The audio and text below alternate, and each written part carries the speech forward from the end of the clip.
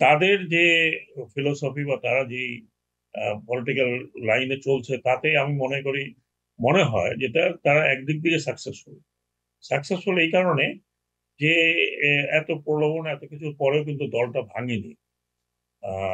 যেটা ভাবা হয়েছিল যে নানান রকমের পার্টি যখন ইলেকশন আগে নতুন নতুন পার্টি দেখলাম এবং তারা সবাই ক্লেম করলো যে তারা কেউ 100টাতে জিতবে, কেউ 70টাতে জিতবে, কেউ সরকার গঠন করবে।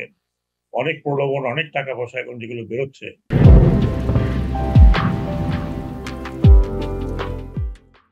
তাতে কিন্তু আমরা ওই অপোজিশন থেকে এভাবে যেহেতু দেখিনি, এই একই জিনিস আমরা এই লোকাল বডিতে দেখলাম। কাজে হয়তো তাদের যে চিন্তা ভাবনা, সেই চিন্তা ভাবনা হয়তো they think they R right.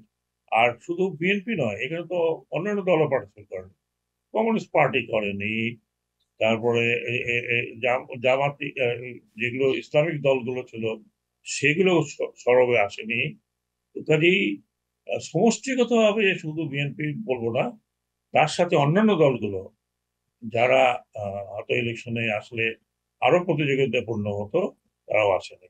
তো এটা এখন তাদের ব্যাপার, তাদের ক্যালকুলেশন, যে তারা এখানে কি অ্যাচিভ করলো। তবে আমি অবজারভার হিসেবে মনে করি অপোজিশন একটা জিনিস তারা অ্যাচিভ করেছে, সেটা হচ্ছে তাদের পার্টি সুসংহত আছে।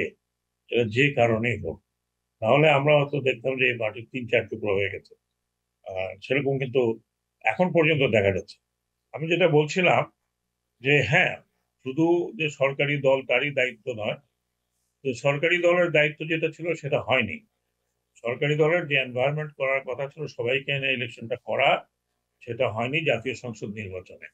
কাজে জাতীয় সংসদ নির্বাচনে যখন, যেটা ছিল মেইন, যেখানে ক্ষমতা বদলের ইনস্ট্রুমেন্ট, সেই জায়গাটাতে যখন অন্য দল আসতে পারেনি বা আসতে আহ, আহ, পারেনি বা দেওয়া হয়নি, যেটাই আমরা বলি না কেন, সেই জায়গার পরে এই জাতীয় সংসদ নির্বাচন যেখানে নীতি নির্ধারণ হবে, সেই জায়গাতে এই স্থানীয় সরকার নির্বাচন নিয়ে হয়তো তারা অত মাথা ঘামায়নি। কিন্তু যদি ওভারঅল বলি, তাহলে সব দলেরই দায়িত্ব আছে আহ, আহ, গণতন্ত্রকে এগিয়ে নিয়ে যাওয়া।